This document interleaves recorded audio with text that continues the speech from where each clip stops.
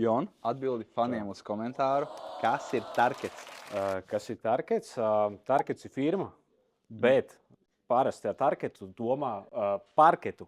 Un mums ir arī no tarketa parkets, kas ir attiecīgi rekupasies šajās smuks grafīta krāsā. Aha. Ir arī savādāk, kur ir, pieņemsim, šāds te naturālais tonis, un mums pat ir riekstkoka parkets. Šāds te, kur rieksts. Cena arī ļoti laba, gandrīz tā kā pavelti. Super. Kur var nopirkt? Tikai pie manis Sāgā.